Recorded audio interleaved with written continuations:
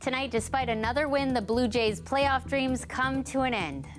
To win 91 games in the American League, it's I'm proud of this team.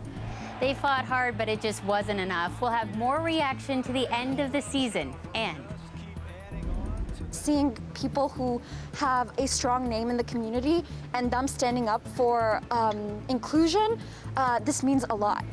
Yesterday it was the Raptors, and today the Leafs were in London, Ontario to stand with the community against Islamophobia and hate. Plus, I think it's great that someone can be active in their older age and basically die doing what they enjoyed. a community gathers to remember a man who inspired them through his passion for cycling. This is CBC Late Night News.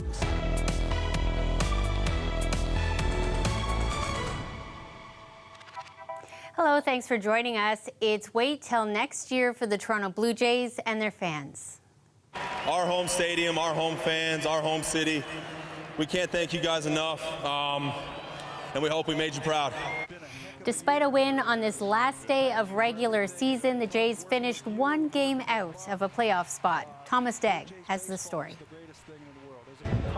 Here they come, the boys of summer, primed for fall baseball, or at least making one last push to get there. I'm so proud of this team, and Toronto, Canada should be proud of this team because of everything we've done.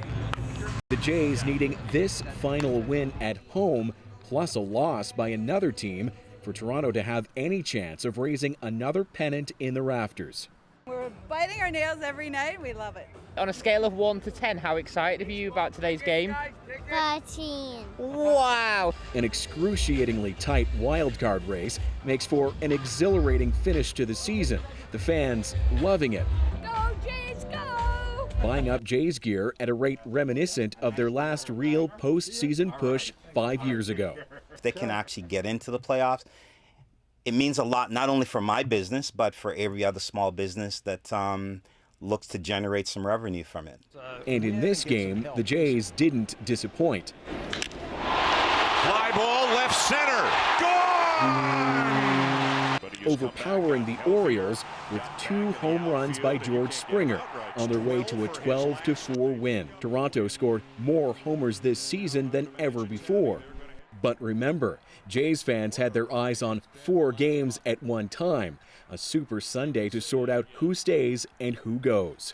Toronto's hopes coming to an end with this. Breaking ball struck him out in a Red Boston's win means only the Red Sox and Yankees advance. For the Jays, it's over. After a season that saw them play home games at 3 different ballparks, it's been a year of highs and lows for fans. This final day proved no different. Thomas Dagg, CBC News, Toronto. Meantime, the Leafs taking the ice in London, Ontario today. Yesterday, the Raptors were there. Both teams sharing a united message against hate after a Muslim family was killed there earlier this year.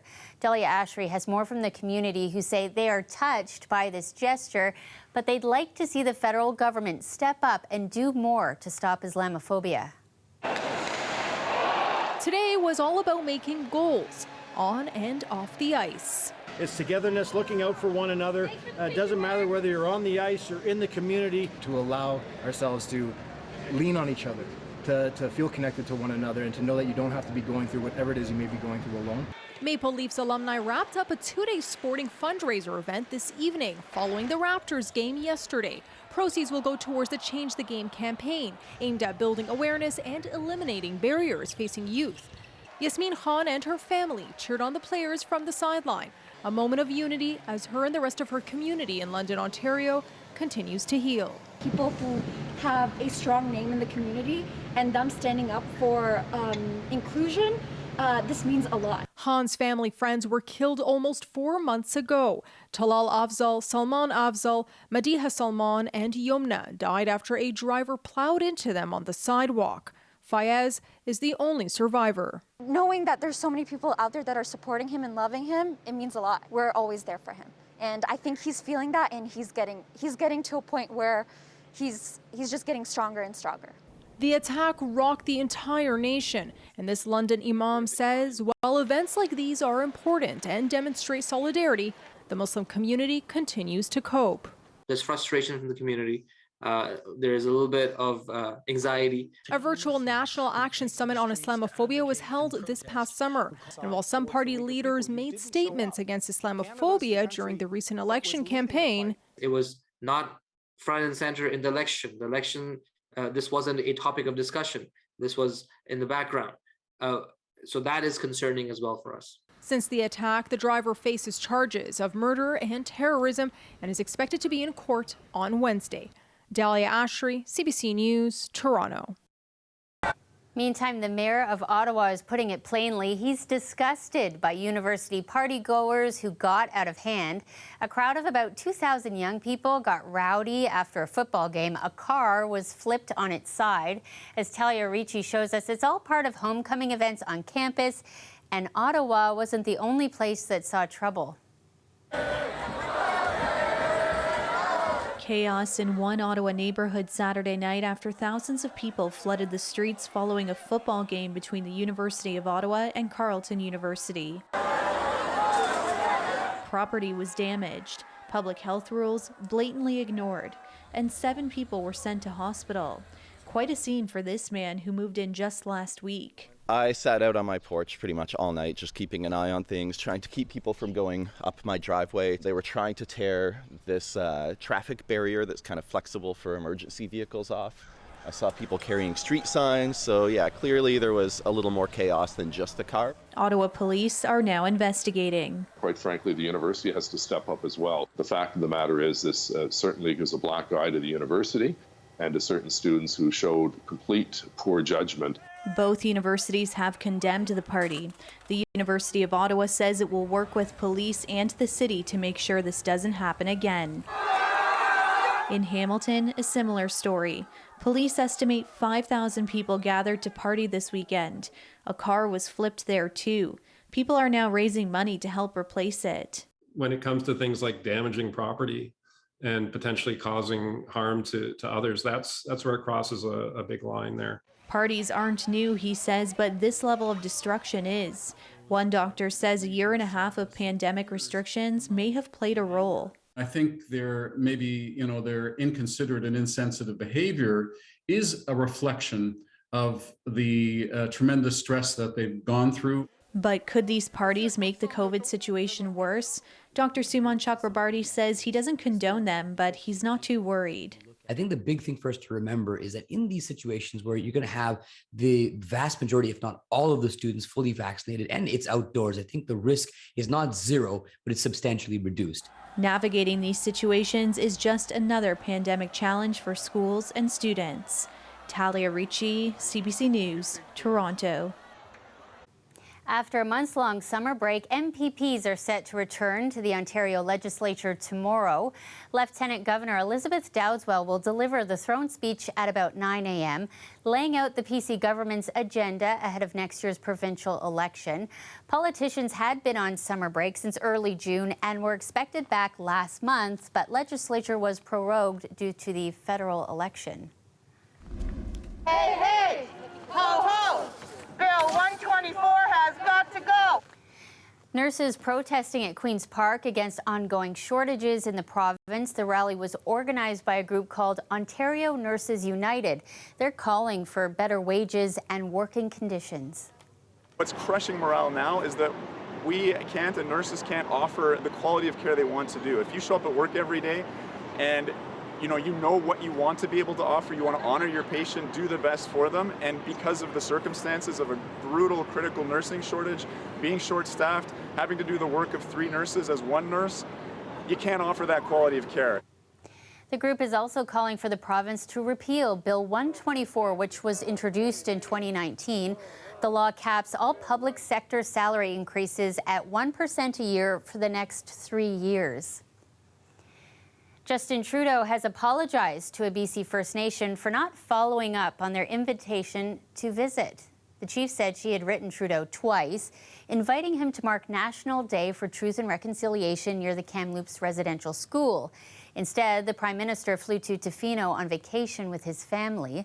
A senior government source said Trudeau apologized yesterday and looks forward to visiting soon.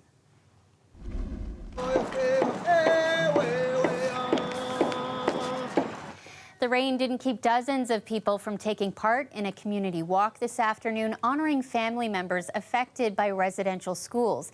It comes just after Canada's first National Day for Truth and Reconciliation.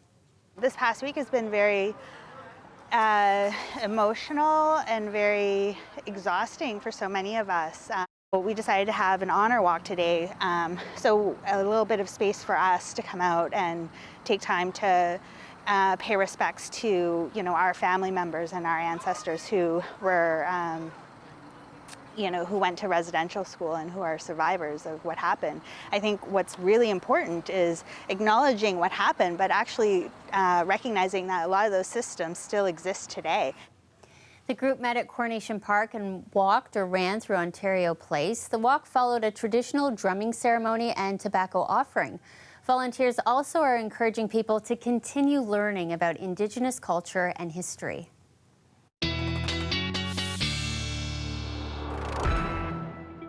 Pretty foggy out there after what's been a rainy day, and it looks like the rain won't be going away just yet. Sophia Cambalia is here from the Weather Network. It looks like we're both wearing our Jays blue.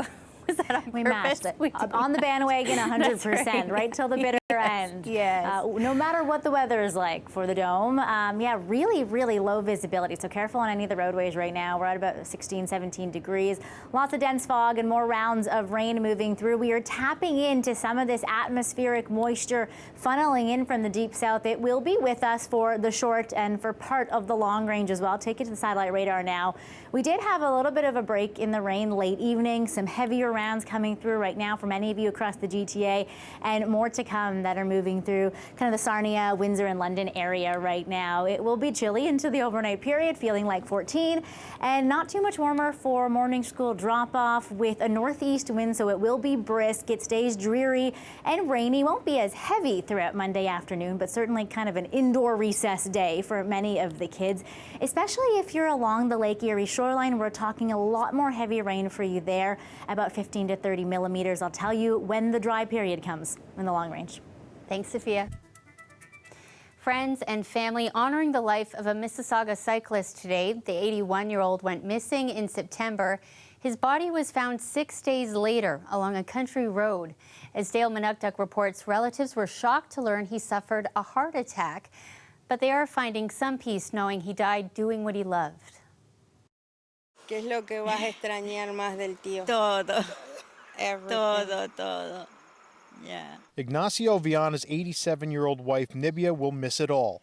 The two were married for 52 years. They immigrated to Canada from Uruguay in 1976. Her favorite thing is when they took off in the car and they went with no particular destination. Sometimes they would go to little towns. Viana was a cyclist from an early age. 2 years ago, he fulfilled a lifelong dream. You were with him on this trip? Yeah. Oh, this is. Yeah, she was with him. This is the last trip they did. This was his dream. A trip to Spain and to ride a portion of the Tour de France.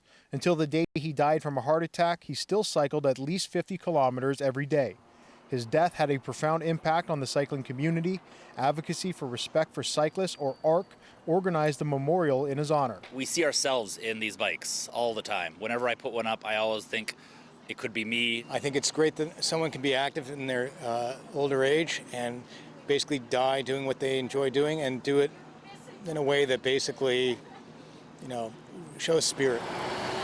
Joined by fellow cyclists, ARC biked 10 kilometers from Oakville GO Station to the area where Viana was found on September 23rd near Lower Baseline West, east of 6th Line in Milton. They took a moment of silence and his niece shared a few words. We always thought of my uncle as Superman, He was humble. He gave a lot of himself, but he never asked for anything in return. Viana's official memorial will be held on Tuesday in Mississauga. Dale Manukduk, CBC News, Milton. Today, Ontario reported 580 new COVID cases and 2 additional deaths. Of those new cases, 407 were people who have either not been fully vaccinated or whose status is unknown, and 173 occurred in those who have been fully vaccinated. Nearly 70% of Canada's COVID cases are in BC, Alberta, and Saskatchewan. Yvette Bren takes a look at the burden the fourth wave is putting on hospitals and people. I never thought I would be a statistic. I thought I could handle it. And I was so gravely wrong. Oh my God. Charlene Merrill, a mother of two, told Rosemary Barton Live she avoided getting vaccinated because of the fear of side effects. Because of all the information out there and the risks on both sides. Take your time. Take your time. No rush at all. I just couldn't make up my mind. Amiral is out of the ICU, but many are not as fortunate. There are stories like hers across the West. Here's Bobby. Hi, buddy. In Alberta, Tatiana Rideout says she planned to get vaccinated after giving birth, but got COVID symptoms as she was going into labor and had to deliver her baby by C-section without her partner. I chose not to get vaccinated because I wasn't even allowed to eat sushi. I was told when I was pregnant not to even have Advil. I'm not going to take this vaccine because I don't know what it would do to the baby. Canada's Vaccine Advisory Committee recommends vaccination for pregnant and breastfeeding women. There are more than 1,000 people with COVID in Alberta's hospitals. The Canadian Armed Forces are soon sending critical care nurses into the province to help.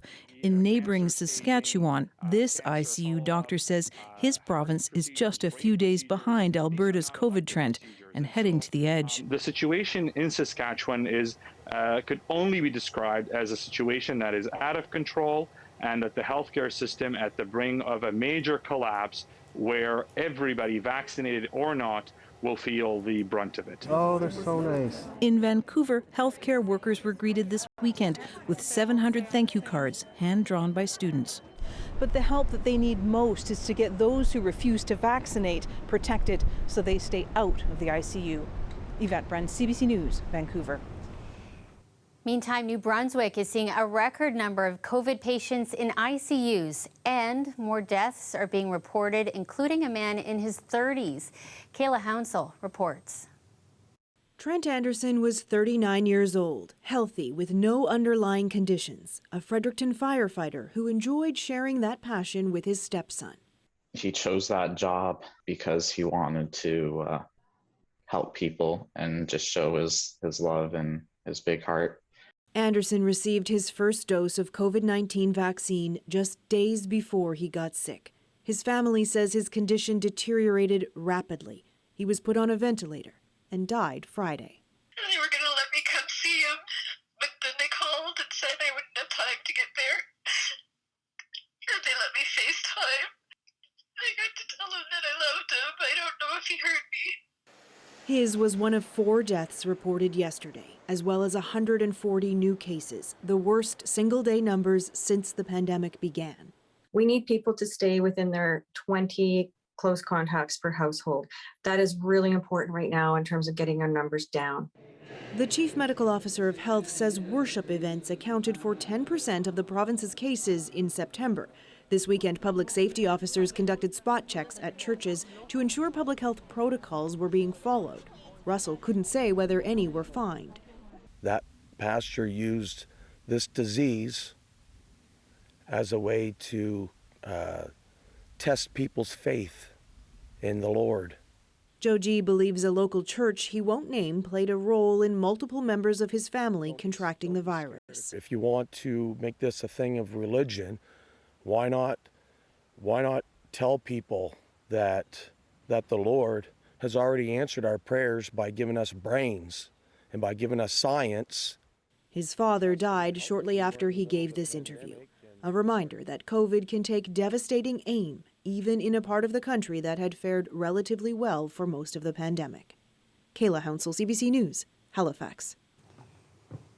An international group of investigative journalists has released confidential documents that show public figures using notorious tax havens to save millions of dollars. The leak is being dubbed the Pandora Papers.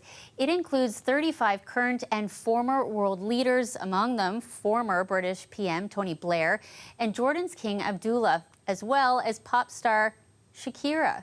The CBC and Toronto Star have identified at least 500 Canadian citizens in the 11 million files so far. They include former figure skater Elvis Stojko and the only Canadian to ever win a Formula One championship, Jacques Villeneuve. At this new installation just outside CN Tower, the whole city is your stage. It's a 9-meter by 9-meter map of Toronto, part of an effort to connect people with the local arts community. We want to welcome audiences back. We want to help Torontonians rediscover everything that's going on in the city. Over the weekend, the map was used as a stage for a pop-up performance called All the City's a Stage. There is a QR code visitors can scan to see a rundown of upcoming opera, theater, and dance performances.